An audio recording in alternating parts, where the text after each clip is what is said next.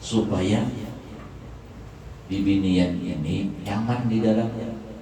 Padahal kan ada cahaya matahari, kenapa pakai tutup itu juga? Supaya bibinian bujur-bujur santai di dalamnya. Nah, kalau lalakian pakai kuda, kudanya bersayap. Lalakian kena menuju Nabi kita Muhammad sallallahu alaihi wasallam, hubungan bibinian kena menuju Sayyidah Fatimah Az-Zahra. Jadi belain kena tujuannya, hubungan lalakian kepada Nabi, hubungan bibinian kepada Fatimah Az-Zahra. Untung bisa bertemuan Nabi dan bertemuan Sayyidah Fatimah. Mudahan kita bertemuan Nabi berataan.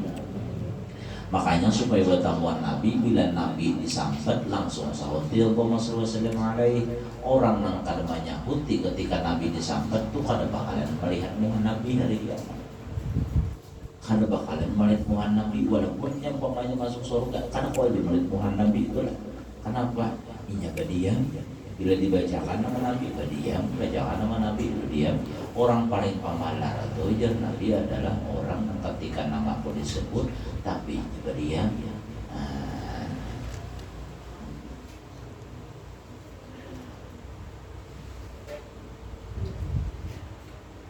Kemudian maka dipakaikan keroncongan daripada lu'lu dan marjan. Keroncongan kayak gelang ini biasa. Keroncongan kalau berbunyi itu. Kenapa dengarnya keroncongan? Karena yang berbunyi bila digerakkan yang retak. Ya ibu-ibu ini sekali pakai 10. Sekali pakai 10. Sidin hanyar nukar. Pas mana bok tarpon, kencang banget sih. Maksudnya itu baik nampak lah. Kayaknya di surga biar.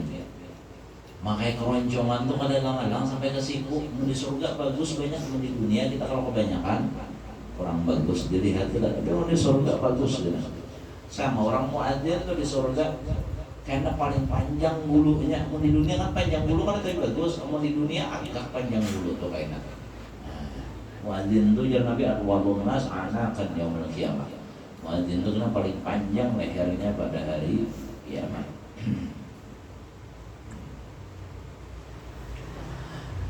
Hingga sampai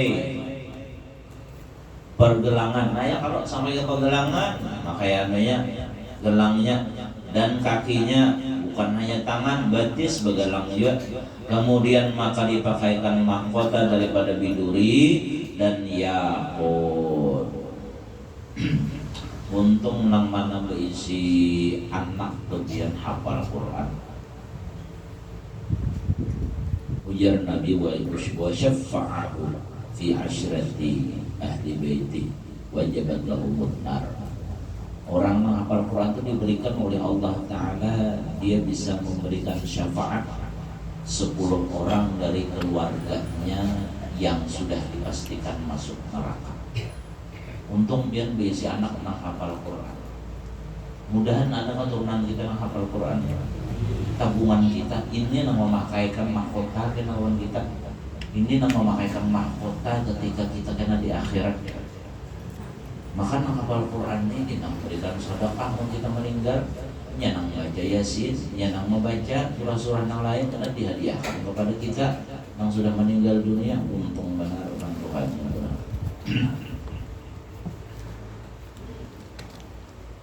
Kemudian maka dipakaikan mahkota daripada biduri dan yakut, dan tiap-tiap satu pakaian jikalau dibawakan dia ke dalam dunia ini niscaya terang olehnya lebih daripada cahaya matahari dan bulan.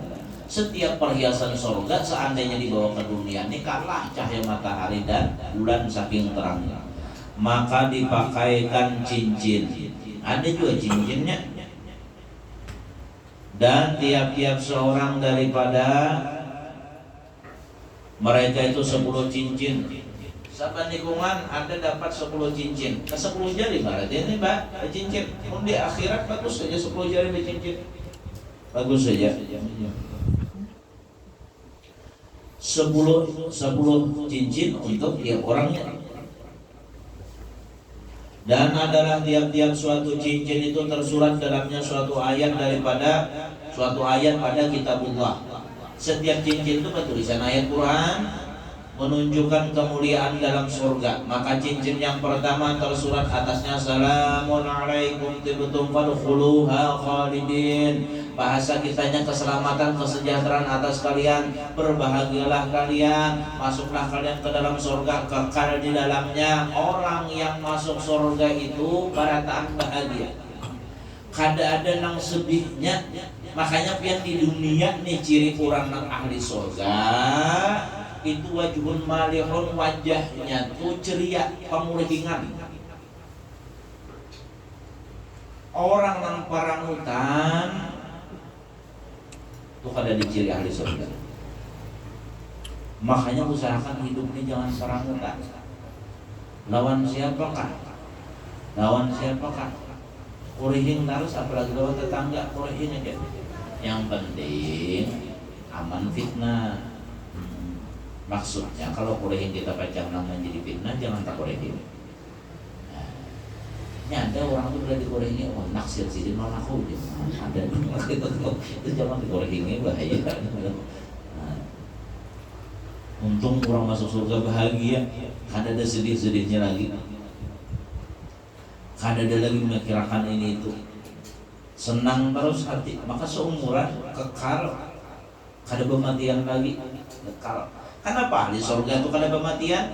Karena dibawakan ke hadapan para ahli surga, ahli neraka, maut.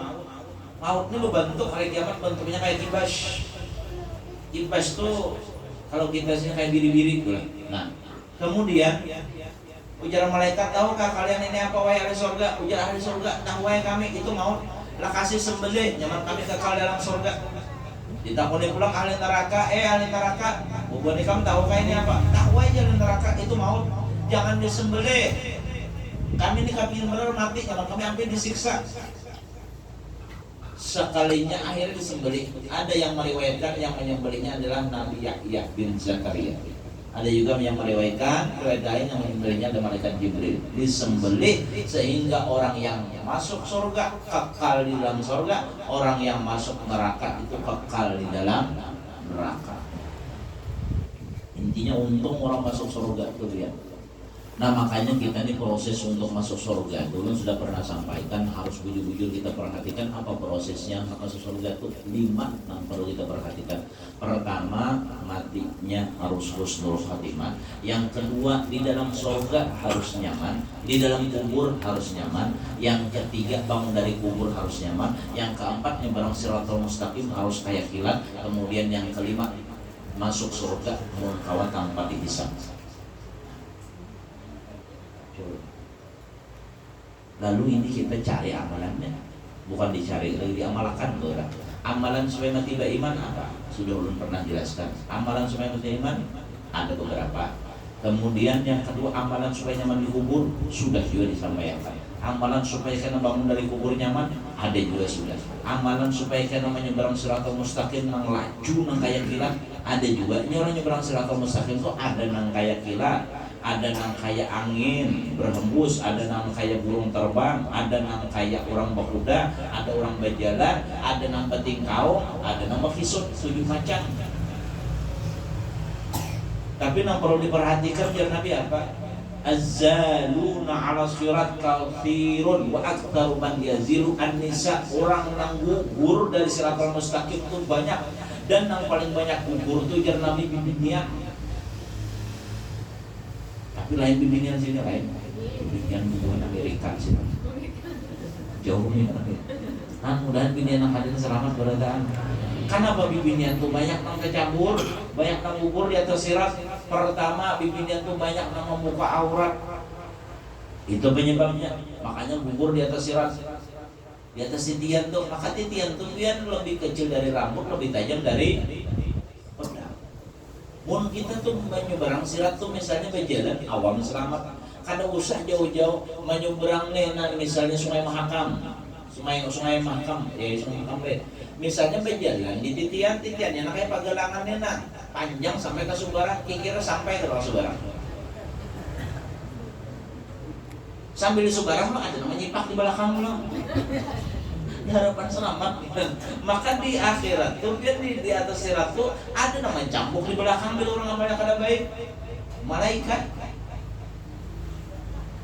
Jadi bibinian yang paling banyak gugur tuh penyebab pertamanya adalah katuju membuka aurat, katuju berpakaian seksi, apalagi hari Minggu nang orang lari kaki itu apa sambutannya tuh jogging, pakai selawar kantat, nang ingetnya tuh ke sini maka kantat benar, baju kantat, seraba kantat, kayaknya pulang buka-buka habis sembahyang subuh sudah keluar sidin. Kasihan kai sini bekas sidin keluar di masjid sidin aslinya baca Allah Allah Allah tambah balik sini Allah Allah ibu-ibu nih di mukanya kita mau banget jalannya mau orang sini hilang konsentrasi. Pada sini kan ada pas tasbih asalnya tuh tapi berubah bacaan sidin. Hati-hati biar muka aurat seorang handap nyaman seorang handap kasihan. Laki kasihan, pun laki itu kalau menegur laki karena berdosa juga.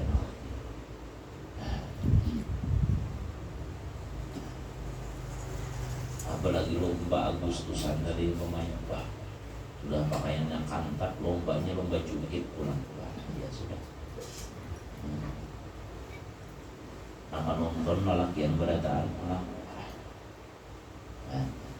Yang kedua, kenapa bibinian ini banyak gugur? Yang kedua, karena bibinian ini banyak berdandan gasan orang lain.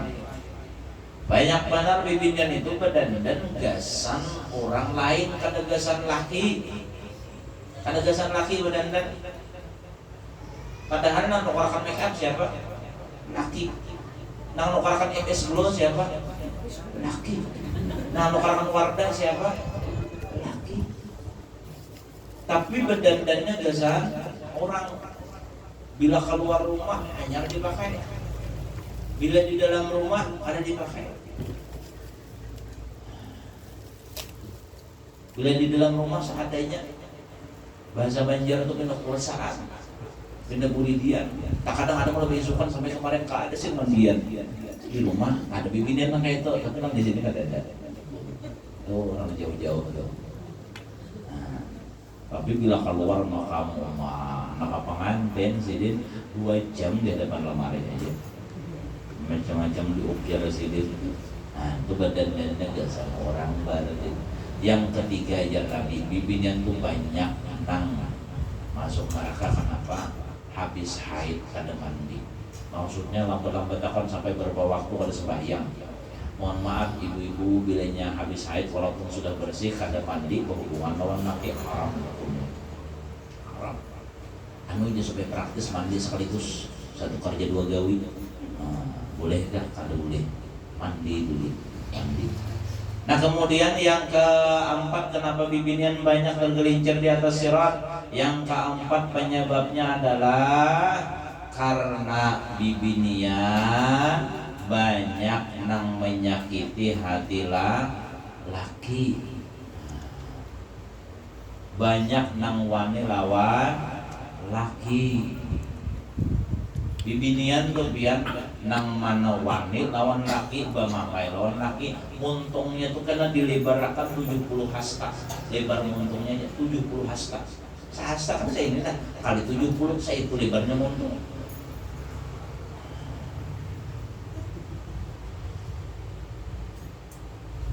Mudahan bini kita kada ada pemamayan. Tapi biar mau bini pang terlanjur pemamayan bila biar sabar lepas jadi wali. Anjuran tuh banyak wali-wali itu bisi bini panyarikan. Makanya bila bisi bini panyarikan alhamdulillah ada dalam bulan. Indian aja. Biar. Yang kelima, kenapa binian banyak tergelincir? Karena binian itu banyak nang keluar rumah kada beizin lawan laki. Kemana kada beizin. Karena ditelepon laki mana ikan. Ulun lagi di Tenggarong, ulun lagi di pantai, ulun lagi di mana? Berpadah lawan laki. Berpadah lawan laki. Kemana ke pengajian sekalipun berpadah lawan laki. Balik. Cincin yang kedua. Dan pada cincin yang kedua tersurat atasnya udkhuluha bisalamin aminin, masuklah kalian ke dalam surga dengan selamat, sejahtera, dan dengan rasa aman. Orang masuk ke dalam surga itu damai, tenang, tentram. Makanya apabila orang nih katujuh sembahyang duha, karena ada masuk lewat pintu duha. Bila orang pamuasa lewat babu rayan, karena ada masing-masing pintunya. Tapi bila orang nih sembahyang 5 waktu ibinian, idza sholatul mar'atu khamsaha wa shamat syahraha wa tama'alaha wa hafizat farajaha qila laha udkhuli al-jannata min aibabin syi'ti. Apabila sembahyang 5 waktu, kemudian puasa bulan Ramadan, lawan laki paasian, inya bisa menjaga kehormatannya, ini bibinian kena tasarah disuruh masuk pintu surga nang manakah bebas. Kan amalannya kan amalin tuh amalannya bebas masuk surga, nyaman benar. Tapi bisa menjaga kehormatannya penyembahyang pula. Wa tilkal jannatu allati urizumuha bima kuntum ta'malun. Dan itulah surga yang diwariskan kepada kalian disebabkan amal-amal yang dahulu kalian kerjakan. Ini pada cincin yang ketiga lah, dan pada cincin yang ketiga tersurat atasnya watil jannatu allati urizumuha bima kuntum ta'malun, bahasa kitanya, dan itulah surga yang diwariskan kepada kalian dengan sebab amal-amal yang dahulu kalian kerjakan. Nah, jadi dengan berkat amal saleh yang dikerjakannya, sehingga mereka itu dimasukkan oleh Allah ke dalam surga. Walaupun sebenarnya kita masuk surga ini bukan dengan sebab amal, tapi dengan sebab rahmat Allah. Tapi untuk mendapatkan rahmat Allah, wajib kita beramal. Untung apabila orang waktu di dunia ini katujuhnya beribadah, katujuh sembahyang sunnah, bahyang sunnah qabliyah ba'diyah digawi, bahyang duha digawi, sembahyang tahajud digawi. Apalagi tahajud itu sudah disampaikan, bila orang tuh kawa istiqamah tahajud, itu tanda orang dicintai oleh Allah. Apabila orang tuh bila sudah kawa istiqamah tahajud, itu tanda orang tuh dosa banyak diampuni sudah oleh Allah. Orang tuh kena kawa istiqamah tahajud kecuali orang yang dicintai oleh Allah. Mau sekali-sekali itu biasa aja, tapi nak istiqamah itu nangalih. Makanya bila orang kawa istiqamah tahajud, itu tandanya dicintai oleh Allah. Kalau istiqamahnya tahajud, tanda dosanya banyak diampuni oleh Allah. Nah, aku jarang dulu tahajud terus. Nah, tiap malam kan, ya sekali sebulan ya. Nah, lain tuh. Ini dia nang istiqamah tiap malam.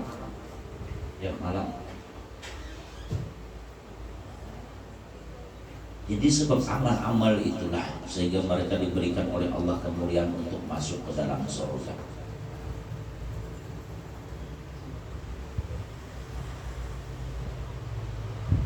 Dan pada cincin yang keempat tersurat atasnya lakum fiha faqihatun katsirah minha takulun. Bagi kalian di dalam surga itu ada buah-buahan yang sangat banyak, yang sebahagiannya kalian makan. Cuma di surga itu yang buah-buahan sakahandak kita mau makan. Dan bila kita kepingin makan buah, kada perlu bergerak, dahannya seorang nang beturun. Nyamannya itulah. Anak makan burung pada pengajian lalu kan saya sampaikan sudah. Anak makan burung langsung masak burung. Kayak bagaimana burungnya kayak onta kayak onta. Kita di dunia ini yang paling kenal burung onta, halus ya pada onta. Ini burungnya kayak onta. Bila kita hendak memakan, masak. Dalam kitab Dardir dikisahkan, jar Nabi di dalam surga itu ada burung-burung. Ujar Sayyidina Umar, ya Rasulullah, innaha lana'imatun. Ya Rasulullah, umai burungnya nyamannya dalam surga. Ujar Rasulullah, akalatuha an-na'amu minha. Orang yang memakan burung di dalam surga itu jauh lebih nyaman lagi daripada burungnya. Mudah-mudahan jangan Nabi ikam wa Abu Bakar memakan burung itu. Isin Umar, mudah-mudahan ikam kena jadi makan burung. Sudah kita takdir dikisahkan. Nabi mengisahkan burungnya kayak apa? Kayak onta. Ontanya bukan onta biasa, onta yang berdugul dua, onta yang kenal, onta Khurasan. Ganal yang ontanya. Itu akan dinikmati oleh para penghuni surga. Makan burung. Kita di sini paling harga apa? Burung belibis. Ya. Itu dia jarang memakan. Tapi mau di surga, sakahanna kita makan. Buah-buahannya sakahanna kita makan. Buahnya paling mirip di surga. Buah semangka, buah pisang, buah anggur. Tapi karena kaya. Ini tapi mirip-mirip ngarangnya aja, tapi buahnya kan kayak kita di sini, buahnya jauh lebih istimewa lagi.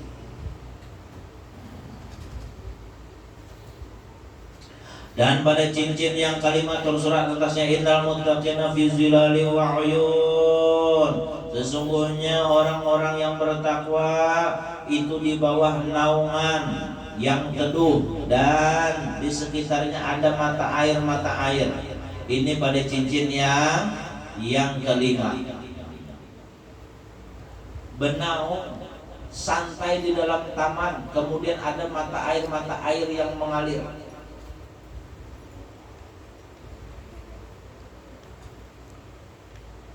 Taman nang kayak apa aja bagusnya pian di dunia ini nang indahnya kayak apa aja. Ada bebatuan, ada sungai mengalir, ada bunga-bunga yang indah.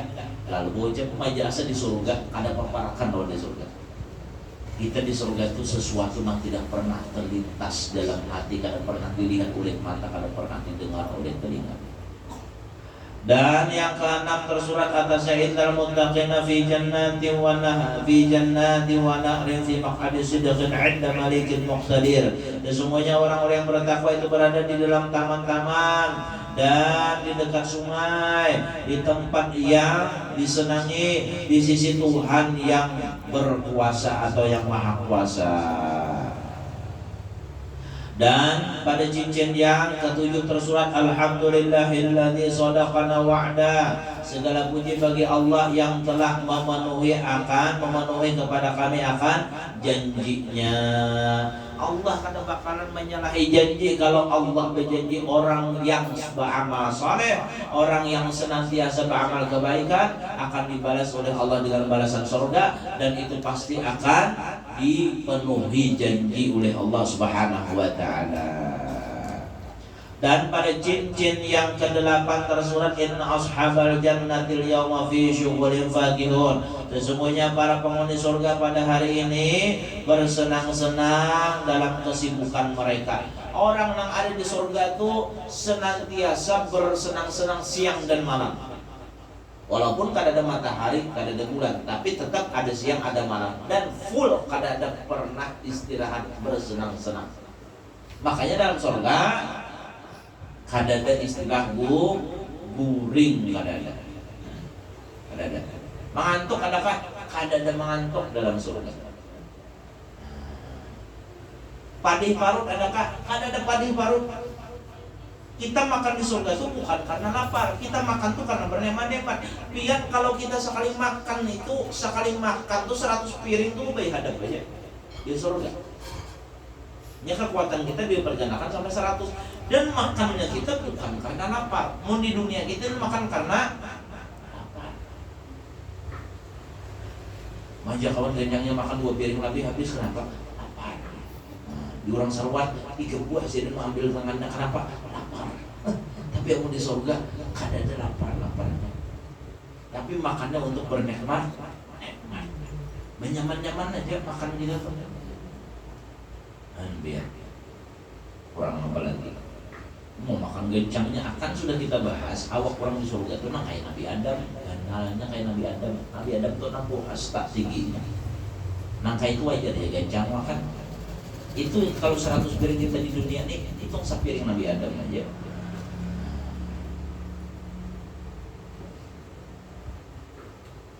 Banyak Firdaus. Jangankanlah dalam surga, di dalam kubur itu sudah kenyamanan. Orang yang meninggal dunia matinya dalam keadaan beriman, itu jangankan dalam surga, masuk ke dalam kubur sudahnya kesukaan. Sukaannya sudah, ya masuk dalam kubur.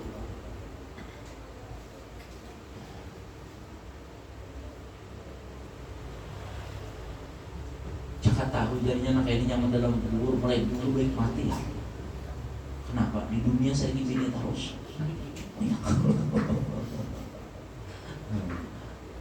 Nyaman dalam kubur. Makanya ada istilah raudhah. Kita berdoa Tuhan raudhah dari Riyadhil Jannah, satu taman dari taman surga. Kubur. Tapi bila sakit jadi jurang daripada jurang neraka.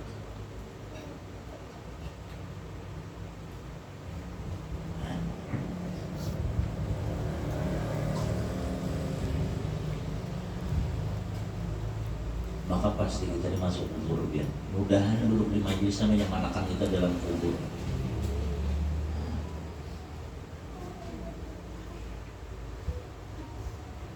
Imam Hasanul Basri, kalau kisahkan dulu. Hasanul Basri duduk di dinding depan rumah. Sekalinya ada jenazah lewat.